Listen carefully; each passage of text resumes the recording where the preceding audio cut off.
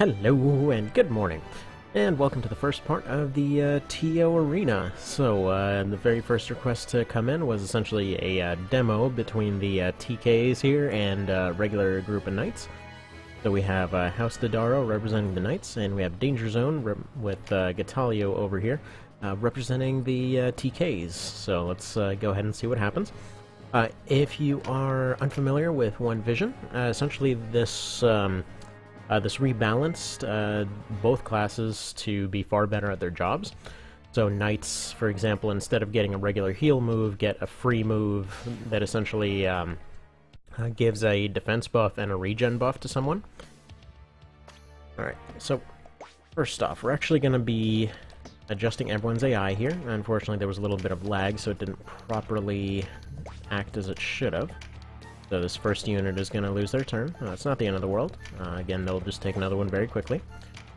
Yeah, essentially knights are a class made entirely for leading other units. They're basically a walking wall. Previously they had Rampart Shadows. Those Rampart Shadows actually got renamed to Phalanx. They're far cheaper and far easier to use now. Not to mention the fact that they get, well, they still have their old kind of damage absorption move, Guardian Force. And, yeah, just in general, they are a walking wall. So one quick interruption here that I should show before they actually impact each other. So the Knights' weapon limitations are very different from base game. Essentially, as you can see here, all of their weapons are one-handed. You may be wondering what the deal is with this guy. Where is he? Right here. He still has a one-handed weapon just used in two hands. That's one of the side grades that you can get. But by and large, I went ahead and split each of these teams into 3 mini squads. 2 of them with standard equipment, for example, like these 2 and this guy. And the third guy essentially has side grades or some different build that's a slight variation on whatever they were using. Figured this was a good way to kind of show off the different equipment that they have available. So as you can see here, they get axes, hammers, one-handed spears, and swords. So that's the entirety of their equip load here. With the TKs, they're the exact opposite. They get access to only two-handed weapons. So two-handed axes, two-handed swords, cudgels, which are... they had that in base game too, but they're way better at them now. Not to mention they can actually hurt things. You know, comparing these two, this has a bonus to int, plus this one has an agility penalty, so this is comparing a side-graded heavy sword with a Damask stick. So all of them are on the Damask tier stuff, essentially 20 to 24. That's what I tried to stick to as an average. Everyone's got more or less the same things with some different accessories on there. Alright, moving on. Let's get this fight going. There we are. So as far as skills go, rather. So while knights are there to keep their entire party alive, I mentioned that healing buff ability, that's actually something that they can only use on others. They can't use on themselves. So with the TKs, they get a counter to the Phalanx, which Shadow Break was always there. However, Shadow Break has been improved in OV. Essentially, when they see it, they blow it up. Essentially, if they are within range of a Phalanx, they can essentially just point to it and it just...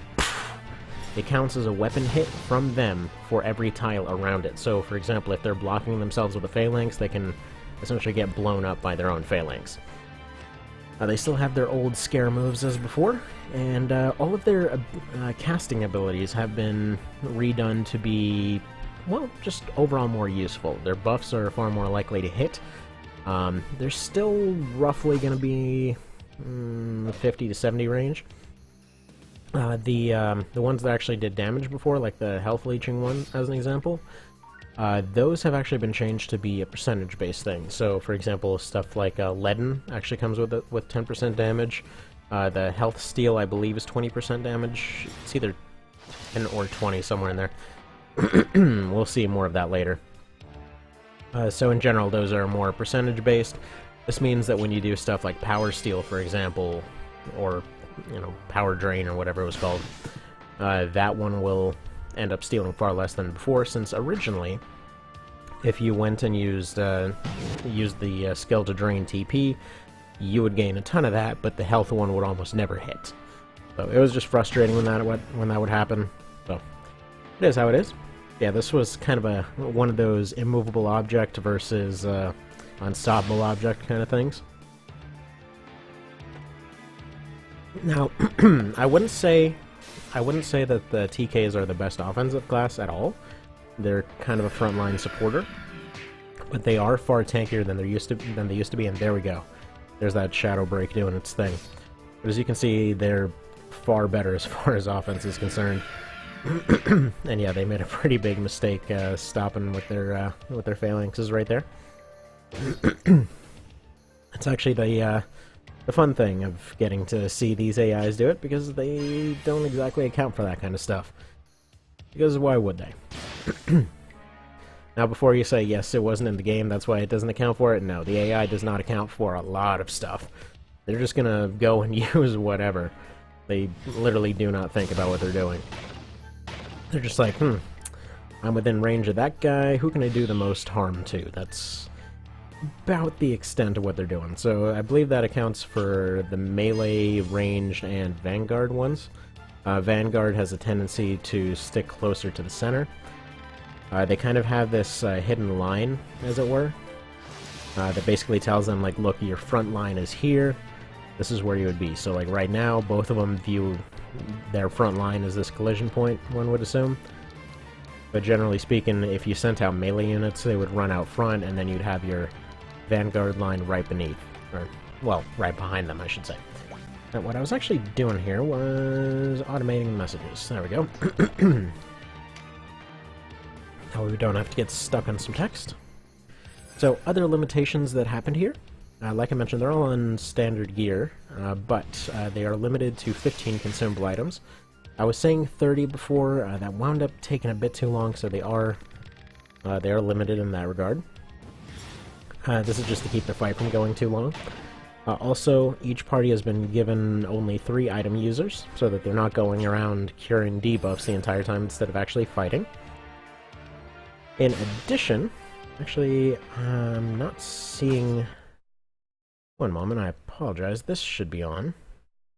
Yes, 32x. It is on. Yeah, there we go. No, it's actually functional. So, what you'll see right there, rather than what I had going before, it's actually a code that Mr. Rakes provided for 32 times experience on any ability that's used. This basically means that over the course of the fight, they will unlock their kill moves, like she did right there. Every time that they block with a weapon, they get better at it. Every time they use it, they get better at it. Every time that they do a successful parry or deflect, they get better at it. So this essentially means they'll be growing over the course of the fight. They all started at base level. And after a fair bit of experimenting, this was really the most fun way to do it. Just because if you had them with maxed out skills going into the thing like I was originally planning, then it just turns into a whole fustercluck of everyone's got all their kill moves and they're just doing the most damage that they can. Or they try to do the most damage that they can, but the AI doesn't actually calculate for what it is that they're doing. So this basically means, like, okay, say they have a Tyrant's Fist available, right? They will always use that. They will ignore the fact that they ran straight into a front line, essentially hit a unit that wasn't going to go down to it. They will completely ignore the fact that they've put themselves on a massive time delay, and that they're basically screwed at that point. But this way, you know, we get to see more of their casting abilities, more of their side abilities. Just, in general, everyone's going to be doing more stuff instead of just spamming kill moves the entire time. So, all things considered, there should hopefully be maybe half the team that figures out their low-tier stuff. Hopefully 2 or 3 people that end up getting at least close to max rank by the end of the fight. And we'll see how that goes. So, skill-wise, as I mentioned, they all have been given slightly different variations. Like I said, there hasn't been... there aren't really giant stacks of one particular ability, but I did give each of the Knights Aegis, and I did give each of the TKs 1 terror ability, and Shadow Break, because I figured that's kind of more their thing at this point. But yeah, Guardian Force is probably going to be the thing to stop them here. On a one-on-one fight, I would say the TK is far more likely to win, just because of their sheer difference in offense. But when they're going as a team, these guys, as you can see, despite being scared out of their minds and stunned, they're still holding together very well. So we'll see how that goes. It's actually a little bit hilarious. They're just having a little bit of a Twitch party. It's like, oh god, we shouldn't have had so much coffee. But yeah, that's still doing a fair bit of work right there. And this is part of the reason that I wanted to do these AI fights, because, you know, sometimes the AI does dumb stuff, and it's fun to see how they do it. Personally, I would bet that this will eventually go to the Knights. No one's gone down yet. I mean, they're all doing a good job of staying alive here. They're probably going to get to health steals eventually, but they're probably only going to bother with that once, probably once they start getting a little bit more desperate. So, as you may be noticing, they haven't used the health steal just yet. It goes, like I said, off 10 to 20-something% of their health, so more than likely, unless they are unable to reach somebody, they're going to try to go for a poison, which is just going to count as an AoE. I believe the question is what value they assign to a debuff. Like, as far as, like, let's say one would count it as a score, right? So, like, let's say they gave poison a score of 70, or let's say, like, 30 per unit, right? And then it has the bonus damage up front, which is like 5 to 10, and then they end up seeing that they can hit with that 4 times. It's going to have a higher score than if they're going to go and hit somebody for a 150. But again, that's why not all of them have been given poison. They definitely spam it less than they used to as of last patch, just because it was changed from 100% hit ability. But these guys will not be resisting it very much, so there's not really a whole lot of chance of it missing. Alright. It's one of the reasons I think it's probably going to be a little bit of a long thing here. So Aegis pretty much nullifies poison, more or less. Not to mention it gives them a buff there. But if they can knock this one knight off the ledge... actually, one of the reasons that I didn't want to go for heavier equipment and stuff like that on all these guys, a lot of the heavier sets come with Steadfast built into the armor. So I'm going to be using the mask in general and just that whole tier of stuff as kind of the standard, more or less. That way, you know, if there's a unit that's specifically supposed to be stronger or whatever else, they can just be given stronger equipment and all that. Since this is OV, generally speaking, you can actually still do quite well with lower tier stuff. I've mentioned it a fair bit before, but I've actually gone and tested out level 1 gear, going all the way up till endgame, and yeah, it worked out fine. Like, it's tricky, but you can totally do it. So basically, if you haven't noticed yet, each of the different pieces of equipment comes with some different potential debuff on there. They all have a proc of some description. You may notice a few of the knights smacking with their shields. Those do a lot more damage now, plus some of them have status effects. So a few of them have shields that'll inflict silence, a few of them have ones that inflict stun.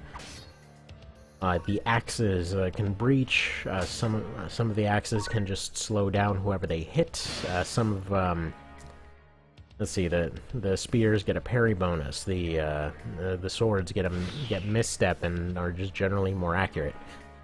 So either way, everything's going to have some side effect going on, there's going to be a lot more things flying around.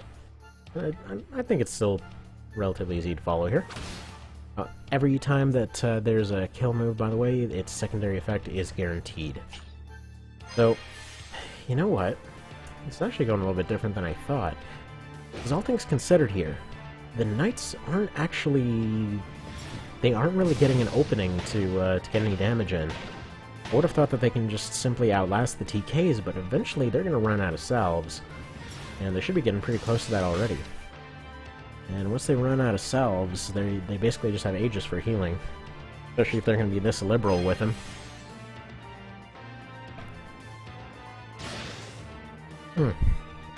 One more thing you might have noticed. So the healing moves are different in OV as well. It's just narrowed down to 3 items like it used to be in the older games. So Heal Leaf is 50, Seed is 150, Salve is 50% health. So, you know, all the in-between who gives a crap stuff, yeah, that's gone. Like the world's most worthless healing item in base game, the friggin' 10% Salve. Honestly, what the hell is even the point? There's no... Okay. Let's put it this way. Once, as far as a 10% heal, right? If something has 999 health, that's still gonna do 99, right? So there's literally no point.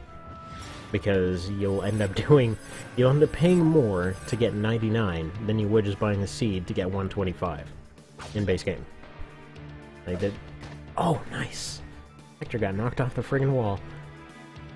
So if you're wondering on the map choice, by the way, I've been wondering for a while what would have happened if Hector decided to go and defend this castle instead of going and fighting in the ice, or fighting inside. Because yeah, if he had just defended the walls, he probably would have done a lot better. Now, his team is a fair bit different here, obviously, but he does have his knights, so there's that. You also may notice the status effect shields do not do knockback. That is a limitation of the system, actually, because there's only one secondary effect that can be applied to a particular hit item. A hit on an item, I should say. So, for example, the standard one is knockback, but with these other ones, they can, you know, they can hit them with a debuff instead, which is nice. You'll actually end up seeing that quite a bit more as this goes on, because that's easily one of my favorite things. Simply because I always like having shield builds. Alright, so... Yeah, so far the TKs have been really lucky on several accounts. They've even gotten some very low percentage hits. That's actually another reason I didn't want everybody going in at max ranks or any of that. Because then they would just be starting off with 100%. Come to think of it, this guy has been hitting over and over and over. What is his rank right now? But, it says yes. There's a lot of dots going on. Hey, Mr. Zereg. Yeah, he's already at 2+3. Would have actually expected that to be closer to 4 by this point. It seems like he's just going and smashing stuff over the head pretty much every round. Yeah, the knights can't really get any damage in right now. They're kind of locked down. Once they run out of salves, though, and they start trying to get more of those kill moves in, though, it'll be a different story.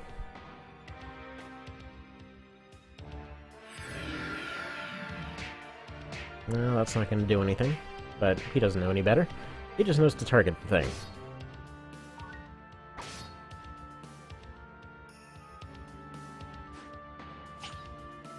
Alrighty. They're going to be getting rid of fear. And another heavy one. But yeah, Guardian.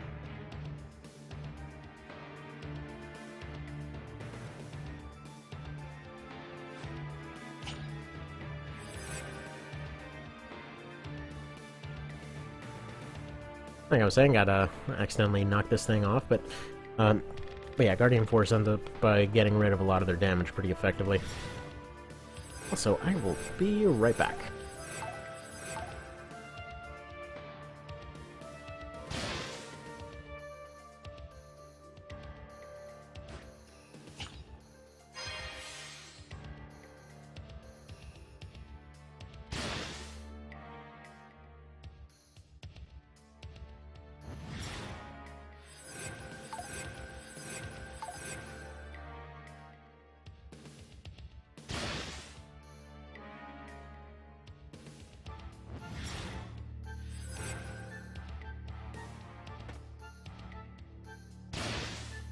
Yeah, losing Hector down there at the bottom of the wall isn't going to do them any favors, as if they weren't lacking for damage already. It's not the class itself that's lacking for damage, but they're just getting very effectively shut down here. Or is it because I keep focusing on removing debuffs, which the AI is definitely going to be tempted to do. And there's actually the first bit of luck for the knights. They finally can get a little bit of breathing room here. They don't have to worry about healing that unit down there as much. Finally, there was a stumble and a miss from the TK side. Seems like they keep going and getting every good roll that's possible. Alright, and if Hector wasn't slow enough, got knocked off the wall, slowed and stunned, the poor bastard. He's having a bad day. Not to mention, he was crit down there. He wasn't even specifically attacked.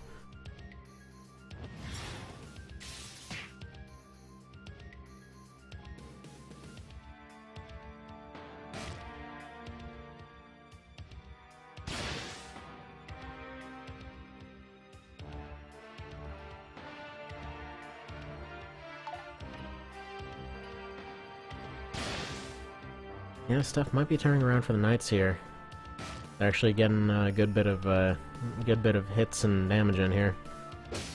Oh, there we go. That guy might actually go down if they don't get a turn soon.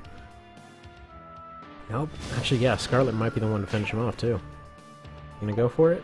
No, I think she was going for a health steal there. Yeah, no, the knights are getting lucky here. And pretty opportune. Oh no, there we. Oh man, they're getting really lucky. Very lucky. Jeez. They may have gotten a couple of 25% before, but now they're missing every one of these 50%. Yep, and there he is. He's recovering. So he's not in the danger zone anymore. By the way, if you're wondering what the hell the deal is with these guys' name, with danger zone here, yeah, it's Gatalio. It's the awkward introduction that they give the guy. If you don't know who I'm talking about, he's the weird gold Terra Knight that shows up in Law. I don't know. I think he shows up in neutral as one of the commanders. But yeah, no, he's just some guy that they're like, oh, he's this crazy veteran guy, and you just basically sees like 10 levels above you in base game, which doesn't matter as much in OV, but he's still ridiculously threatening because his stats are super high anyway. But yeah, no, the awkward way they introduce him is just like, oh, you watch for that Gatalio, he is danger. It's like, wow, that's couldn't figure out any more awkward way to put that, could you? And yeah, you know, Cash Rush, he has to do everything wrong. That's how it goes. I think my favorite description I've ever heard of the whole dynamic with Cashwa there is just, she's the one that took the idiot ball and ran with it. Like in pretty much every instance throughout the game, like, she's just there to make the exactly wrong decision, and apparently is still like one of the devs' favorite characters or something. Apparently they're super into the angry lady. I don't know. Nice. Okay, so apparently they really hate Hector. It's like, yes, finally, I got my debuffs taken off, I'm gonna slowly march up this thing. Like, no. You stay in your suffering hole. Unusually good play from them, actually. Oh, there we go. Ah, no, they're... Man. They're taking as hard as they're giving here. Because, yeah, the one-handers can win over time. That's Knight's whole thing. They win by attrition. They don't really have any real raw damage opportunities. They can do maybe average damage at best. Just to kind of give some numbers as far as what I'm talking about here, pretty much consistently, I mean, obviously it scales up a little bit with health, but completely bouncing off the armor is going to be like 10 to 50 somewhere. Kind of average, I would say, is in the 100, slightly under 100 range, and then, you know, past 100 is effective. Like I said, it scales up a little bit as the game goes on. Like, just add 30 to each of those numbers, and you basically have kind of endgame type stuff, but it's pretty consistent. If there's one thing that Rakes loves to do with this mod, it's making stuff consistent, which I absolutely friggin' love. Like, hands down, the thing that bugged me most about base game was just the inconsistency of stuff all over the place. Like, especially TKs. They got... they were given such a raw deal, because, okay, their whole thing is supposed to be as a hybrid. They get almost none of the stats to back up their hybrid status. So the idea is that you're supposed to go and raise them as a caster or something, and then you raise them as a fighter, and then you transition them into a TK in order to have them go and effectively use their abilities. Even doing that, I had, so recently I've been doing an Iron Man run of the base game. Basically this just consists of you never load, you never reload for a crafting fail, you never reload for a lost fight. If you lose a fight, if your leader was in it, basically that's it. You delete your save file, that's it.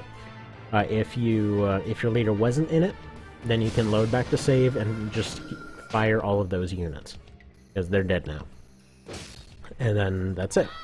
The idea is to try and go all the way through the entire game plus coda, which has been going surprisingly well, actually.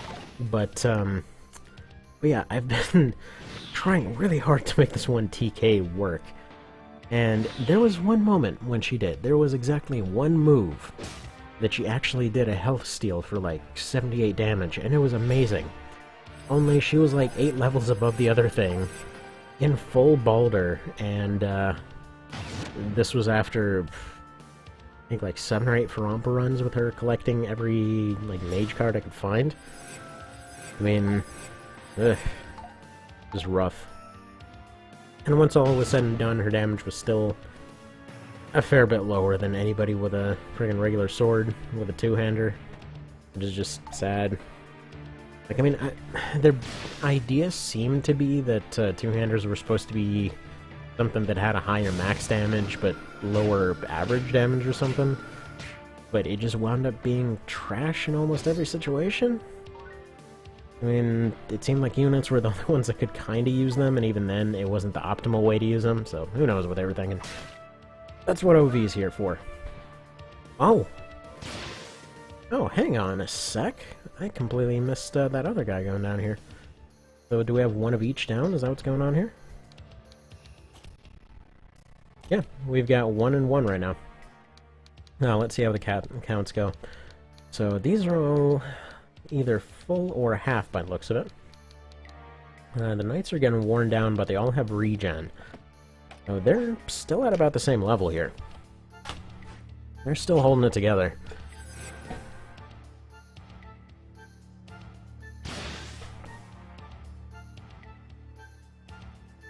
But yeah, if you see little random bits of silence, just kind of doing the every few minutes rounds, checking on my kid. Gotta go make sure that they're not up yet. As soon as they're up, I gotta go get that kiddo some breakfast. I think that I should probably go grab some breakfast. Well, first fights, then breakfast. Not really hungry yet. Who eats breakfast when you have coffee, right? Alright. Man, they're being such dicks to Hector. But okay, let's go over some of their other little equipment choices here. So for the different squads that are in each of the teams, for the knights, they were going with one-handed sword squad. Those were built primarily for defense, so they're just basically made to take hits and dish out pretty accurate ones. They were given regular shields and all that sort of thing. The second set was an evasive spear setup, so 3 of the ladies there with evasive vests, with plate legs, and with light shields. So light shields basically make you better at evasion, they make you better at parrying. Spears make you better at parrying, vests make you better at evasion, leggings give a little bit of health, but also help with evasion. They're built entirely for avoiding stuff. Then they had a hammer squad with the stun shields. Then they had an axe squad with the silencing shields, which I haven't actually seen come out yet. Oh, and it looks like the TKs are about to get close to taking out another guy here. As before, they would have been done for already, but Guardian Force is just going here putting in work. Every time that they're about to go and end a guy, they're like, nope. take off 25% of that damage, and chuck it off on another guy. Take another 25% and just delete it entirely. It's an amazing skill, actually. So if you've ever wondered if it was worth a slot, well, there you go. Actually, speaking of skill slots, you may have noticed something else. Well, I don't think I actually showed their 10 skill slots. We were wondering how they get so many abilities, and that's just because all of those strengthens, fortify, spellcrafts, whatever the hell you want, those are off in different places now. Those are all in the equipment, or they're just given to the class itself. So, by and large, your equipment choice will decide what kind of build you have, whereas your skills will actually decide what you can do with that unit.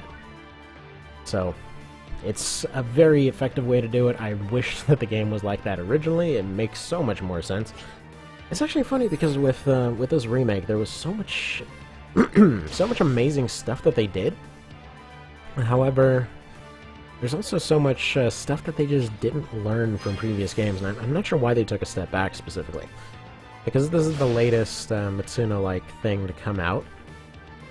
So for example, classes and levels and all that sort of thing, FFTA 2 had a crap load of classes, but basically their whole way of doing it is instead of leveling up classes, you could level up your guys by just sending them off on little side missions. Had a few hundred of those, and it was very effective. Oh, and we're still going 1-to-1 here. Actually, wait a minute. No. I think that was another knight that just went down. I was looking at the wrong portrait. Alright, let's do an interrupt right here. Yeah, no, that's the TK's getting an edge here. 2-3. You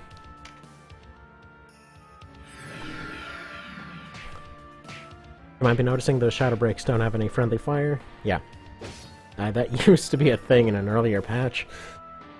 Let's just say it did not work out great when that used to be a thing. So yeah, they don't do friendly fire anymore. Nice. Alright, so like I was saying, it seemed a little bit strange that they didn't learn some of those lessons. For example, loot dropped in FFTA 2 there. Whenever it was dropped, you just got a little thing of like, you just got this thing, and that was it. Whereas in this one, for whatever reason, they left in the thing that you can potentially get screwed out of drops, which was very frustrating in some cases, like when you're going through Farampa and you end up going and getting to one of the units, like let's say that drops a spear and Shreddian or something, and then you go and it's like, okay, good, they finally got the thing, and then some a-hole comes along and steals the bag, and it's like, what's the point of this feature? Are you just trying to piss me off? Is that what that's there for? It didn't change the gameplay at all. I'm just mad at the game now. So, you know, one of those kinds of things. Like, if it would have been a fun little mechanic if they stole it and then they ended up dropping it again if you caught up with them. But I guess presumably they just took this crafting book and ate it. I don't know. It's a strange choice. It was a really strange choice. I guess they were trying to keep the original stuff, but really the best way to do that would have just been to let the cards fall and let the bags come to you. Which, as I understand, by the way, is actually something that Rakes was going to do before 1.0. So, while the bags still fall on the ground, he was saying that he was going to do something along the lines of basically making them into an obstacle, so that you would climb over them instead of collecting them. So they all would just be there at the end of the fight. So that'll be a pretty amazing patch when that comes out. He's actually been doing... he's gotten rid of almost all of the missables in the game, actually. The only one that's actually missable is... he was mentioning a type of bow that actually isn't available for a drop just yet. So that doesn't really matter. Oh, by the way, if you're wondering, no, archers are no longer overpowered. Actually, they're, for lack of a better term, almost historically accurate. It seemed... I don't know. I don't really know what happened with TO and archers. The closest balance I can describe to them is kind of how they were in KOL right now. That's the OV version right now.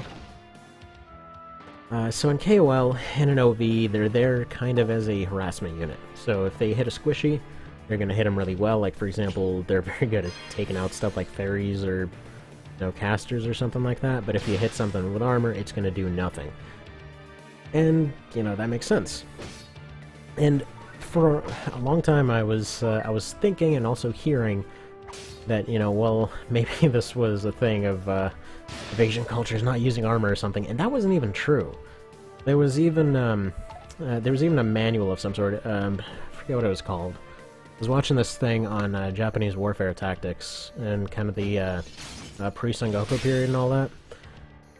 But or the early Sengoku period, and they had this formation that a lot of them would use. That was basically spears out front, archers in the back, and they would start off the fight by having all the archers fire, and essentially just having all of the spear guys in front just kind of, you know, put their helmets down, close themselves up as much as possible, and try to not get hit. And I believe they called it armor testing or something like that. And the idea was just, you know, if they got somebody, they got somebody, but this is the point when their armor got tested, and then they would get to the fight. So I'm not sure. I guess the idea was to try and, you know, run the other guy out of arrows before you had to move around and fight, because you didn't want to get shot at while you were actually fighting. So this gave them their best opportunity. At that point, some of them did carry around smaller shields and things like that. Generally speaking, you know, plates all over the place just generally made more sense in that context. But yeah. Interesting to see how all these different cultures ended up adapting to their different situations. Like in a lot of Asian cultures, they didn't have nearly as much metal available, so, you know, their stuff... or quality metal, well... it varied, obviously. It isn't as bad as some people think of, like, oh, you know, they took all their stuff and they made it out of trash. No, they did some pretty friggin' amazing stuff with what they had. It's just there wasn't a whole lot of it, and it was a lot more difficult to get it, so you had to, you know, you had to work around that. So, for example, instead of just, like, a solid lump of metal fashioned into a plate, it wound up being, like, a metal covering on, you know, like, a wooden kind of plate that was all tied together. Since there weren't as many... I believe they had a slightly smaller amount of animals available. You know, generally bovine and stuff like that weren't as... just any animal that would give you leather wasn't as mass-produced. You tended to see a bit more string than leather.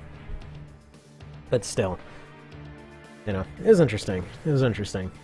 Like, especially once the arquebus came around, and then they were just like, well, turns out this whole wooden metal thing actually works pretty well against bullets. So there was that. They still had those kinds of situations going on. So at which point, you know, those kinds of plates made more sense than adapting to other methods like mail and whatnot. Because at that point you already were transitioning into the gun period early, as it were. It's just interesting to think about. Like, I don't know, that's always been one of my fascinations, just to see how people adapted to weird problems. Like, man. Like, okay, so, Chinese repeating crossbows, right? But they had a thing where the types of wood that were available and all that were not necessarily that strong. Like, they had a good amount of resources available to them, but they needed... They wanted a sort of, you know, faster bow weapon, but they wanted to go to crossbows, but they didn't really have the resources to mass-produce them. They're like, well, what if we just kind of make faster-firing ones and just kind of poison them? And that turned out to be pretty reasonably effective, but, I mean, obviously, they couldn't mass-produce it still, but it did give us the opportunity to say that somebody did make a friggin' ancient Chinese machine gun, so there's that. It's not actually a machine gun, they're probably closer in fire rate to the, you know, kind of slow semi-automatic, but still. It's just fun to see. Man. I really think the TKs might actually get this. I was not expecting that. I thought the Knights would still get it. But they're kind of just proving overwhelming here.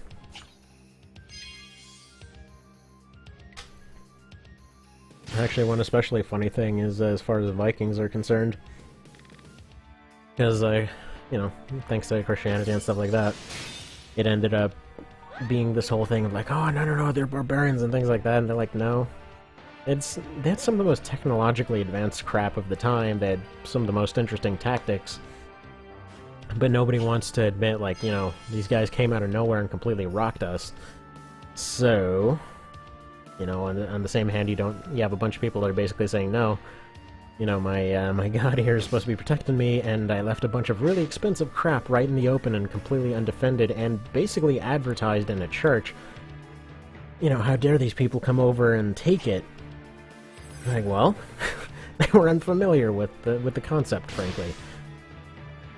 So it's just kind of funny. And if you're wondering what I'm wondering about, what I'm talking about, just look up Lindisfarne. There we go. Catalio always says highway to the dead zone when he kills something. But basically, it was a point where, you know, Christianity was saying that it was, oh, these demonic people came out of nowhere, and they basically just had a bunch of expensive relics and stuff in completely undefended churches, because in Europe, it kind of was this whole thing of you just don't attack religious sites. I mean, people still did it, but by and large, certain places just figured they were safe, especially if they were by the ocean. You know, there typically was going to be... If somebody was going to be invading, they were probably coming for the land, not for the relics. So when somebody just suddenly shows up, they're like, well, I'm here for all your shiny golden crap. They weren't exactly expecting that. And yeah, then you kind of got into the whole Castle Age type situation. Yeah, everyone's got to go hide in their castles. I guess it's probably not a proper term for it, but you know what I mean. Okay, there we go. The first ones of them are going away. By the way, if I do find a code to make the timers instant, I will go ahead and use it, but I haven't found any that are functional. Actually, my experiments in the different CW codes going through this whole thing have been generally less than successful. Honestly, 9 times out of 10, I find a code, I try to use it, try to understand why it doesn't work, then I usually break something so severely that it's almost comical, and then I just ask Rakes for help because I don't know what the hell I'm doing. Like, I've gone and tried to read every single thing I could get my hands on about this whole thing, but I just don't understand it. So for example, there was a discussion yesterday, like, you know, that there were a bunch of old non-functional codes that allowed generics to turn into any class. Now, I thought this would be pretty fun, because I could essentially take some generics, turn them into unique classes, potentially, and there were some that were mentioning, like, okay, you know, we've had some limited success, they can turn into, like, 6 different classes, and I needed one of those to try and make one unit kind of look like another one. So, specifically, I wanted to use that for 2 different units.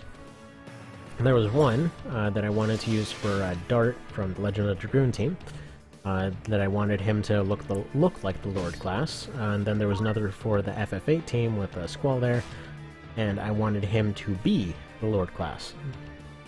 Unfortunately, neither of those worked out, as once I finally tried to implement the code, it basically turned into a thing where everybody was completely unable to change classes, except for Ravenous and I think it was Felicia, who had access to every single class, but most of them couldn't actually learn anything new.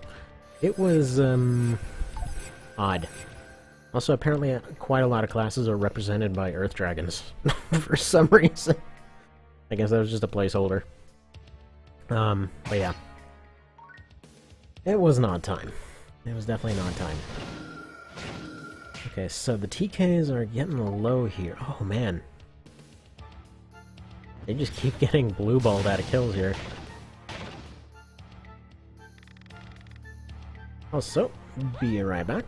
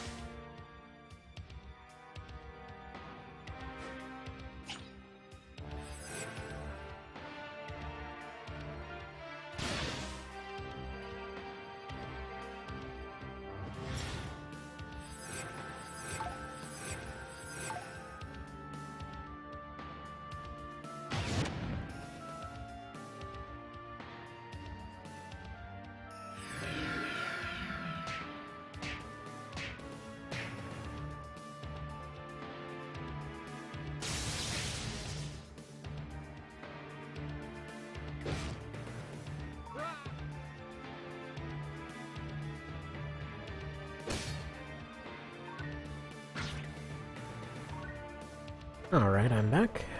Looks like we lost a couple units in that time. What's the score at? Alright, looks like, yeah, 4 knights down. Well, let's say 5 knights remaining.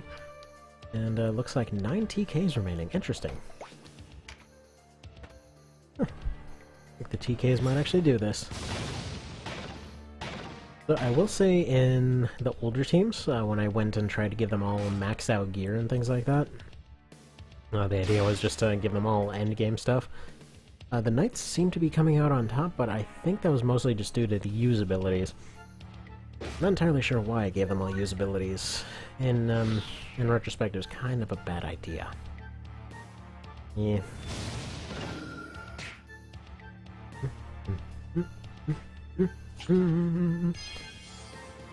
Alrighty. Yeah, I think the TKs have this. Yeah, by and large, TKs are far better for offense, but Knights are supposed to be the unstoppable wall here. If you're wondering, unstoppable object versus immovable wall, well, there you go. It seems like it goes towards the unstoppable object. Because I guess unstoppable goes over immovable. Maybe they don't really move the wall itself. Maybe they just move, you know, put so much pressure on the wall that it just moves the ground underneath. Who knows?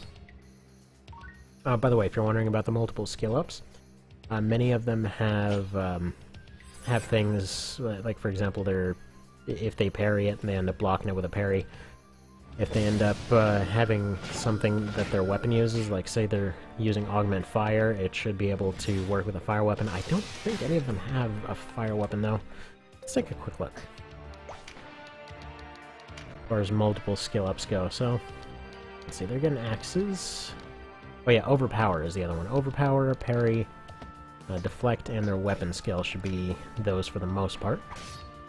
There we go, they've almost got another one. Now the ones that are left should be breaking out the cool kill moves now. Another thing you may have been noticing is, yes, the kill moves are all redone. Most of them don't actually give more damage. The axes and hammers do scale with damage. Two-hander ones kinda do, depending on which one you end up using. But it's pretty mild, like especially compared to base game, it's all pretty mild. There's very few weapons that actually scale with damage anymore, and if you want any reasoning behind that, just look at Rending Gale in the base game, because that was wow, Catalia survived with 1. Yeah, who thought Rending Gale was balanced? Just tell me. Because, like, okay, the very first ability that you're very likely to run into, like, obviously Canopus is going to be the first kill move you see. So you see axes and bows, and like, okay, these are doing a crap load of damage. But then the first one you're likely to earn is going to be one-handed swords, because most of your decent offensive classes use them. Scales with TP, does drastically more damage at a lower cost recovery time-wise than any of your other abilities. Like, why would you ever use one that hit once and use poison when you can hit twice with extra damage on each hit, rather than poison? Like, it's bizarre. It's downright bizarre how they balanced all that stuff out. So yeah, like now, Rending Gale got changed to Rushing Gale, and it ends up hitting twice. It still does the same hitting twice thing, but it's just 2 regular hits. They don't scale up or anything like that. So it's not like the AI will be spamming it for every single thing and never use anything else. But okay. So, like, they'll do that, and then the second one is a poison move still, but it'll end up, you know, seeing a bit more use because it's actually worthwhile to use a hit that does poison also. The fourth one I know is a time stop kind of thing that's basically Stasis Blade from FFT. The third one, I need to double check if any of the sword users survived here. Yeah, let me speed it up real quick. Any swordies survive? Yes. Have you earned that one? Also, it's bad blood now. Yeah, like right here, it's elemental and does envenom instead of poison, and plus also is one that does scale with TP, whereas this one would end up hitting twice. Oh, by the way, this was another cool thing that ended up coming in from the last patch that I forgot to mention. Up on the top left there, you can see what TP scales with and what its secondary effect is. So, cool stuff. Cool stuff. Anyway, it doesn't look like any of the sword users ranked up far enough to be able to get it yet. And I'm pretty sure the last guy won't survive that long, so whatever, we'll see it at a later time. I'm sure we'll definitely see that out of the Legend of Dragoon team. And actually, if you're wondering about Dart, no, I didn't start him off with an extra skill. He actually has a weapon that double hits with every hit, so I figure, you know what? I remember using a double slash far longer than I ever remember. Actually, with any of the ones that are remakes of other franchises, I generally remade them in a way that, you know, I used to use those teams back in the day. Obviously, they were all configurable as you will, especially once you end up going through FF8, 9, and 10. Like, those could be those can be all over the place. But, yeah, no, I just basically put them together as I personally use them. So, for example, stuff like Tidus in FF10, he's mostly a healing time mage kind of guy, and ends up just hitting stuff a lot. So that was his whole setup. So, you know, once we get into those kinds of teams, obviously there's going to be more people that have an input on them. So, you know, they're subject to change if there's anything that I got wrong. Since Mr. Rakes was able to provide me with a level 50 code, it's a lot easier to actually alter them now. Since before, it was this whole annoying thing where I couldn't get a level 50 code to work. I accidentally just caused the MP bar to glitch out while attempting to do so. I don't know how, because you'd think, like, the way the hex codes work, it's typically like, here, I am referencing this exact thing, and I want its value to be this. Just 2 codes, and then sometimes it's just a pile of different codes of like, you know, and I also want this turn to this, and this turn to this. What I did, I took one that said, hey, I like this one right here. I like this little hex right here. Its value is 30. And I look at the code, and it says, you know, turn all professions to level 30. So I go, I get the number for 50. Like, okay, I want all professions turned to level 50. Like, no, you have caused a glitchy MP bar somehow. Like, okay, I didn't even touch the bar that referenced anything, so I don't know how this happened. But, oh well. The fact that the Rakes has been able to put this thing together has been straight up magic, because, yeah, I don't know how he did it. It's just... there's so much going on with all those codes. I mean, apparently he just keeps, like, charts and graphs and everything else, and, like, some kind of map put together of how all those different hexes work, what they all reference and what they all do. Like, you know, you might have, like, one hex that just determines equipment, and right next to it you have one that determines levels. And I'm not even mixing that up, because one of the things that somebody was mentioning when having the difficulty of putting together a code is they were saying, you know, you had to have one here that referenced each of the different classes individually. You didn't need a separate code for it. You specifically... Let's see, how'd it go? I think it was like... if you put one next to another, it was like this value to this value. But then one of them was all zeros, and another one was referencing the actual value that you wanted it to change into, or something. Don't look to me to explain this stuff. I completely don't understand it. This is just based off of what I've been able to gather. This is, yeah, complicated and stuff in me. Don't mix. I'm sorry. Call me a simpleton, because I totally am, but it just does not brain any dang ways. So yeah, I don't know how that stuff came together. Alright, they lost Martin. So, I want to say both squad captains are still in this. They were the first ones into the fight. They're still in it, though. Mostly because Hector got kicked off a wall, but whatever. Might just come down to those two. We'll see. We'll see. It's actually funny. On one of the maps, one of the Heim maps that I had them try, they actually wound up with a thing where 3 of the female Terror Knights just kind of decided to leave. They just left the other end of the map for no apparent reason. Don't know what that was all about, but I guess they were off on vacation. But okay, yeah, so back on those codes. Point being, one of the things I was reading was basically saying, like, you know, when they were trying to make this leveling code, that they went through and they got a code that referenced all of the levels, but then they had to stop partway through because there was suddenly a break so that they could discuss fist weapons and the hexes. And then I think they said it was like shields after that, and then it just went right back to classes. Like, it's literally just like looking for friggin' grains of sand there. It's just all mixed together, just all over the place in one big data soup. So, that's fun. You know? Guess that's a way for it to go together. Oh no, not Hector! Yeah, there we go, his traitor itch is increasing. I still love that you can give them little lines of dialogue. Once these teams get into their more final state, I'll end up giving them a bit more to say. Just because I have to redo them every time. I have to actually completely redo them from scratch every time that I make an edit to a team right now. Yeah, there we go. TKs win it. Hector was the last guy. So, yeah. Knights versus TKs, there you have it. I was gonna do round 2s, but this took a friggin' hour, so, nope. There you go. There's your quest, pan. And, more coming up soon. See you then.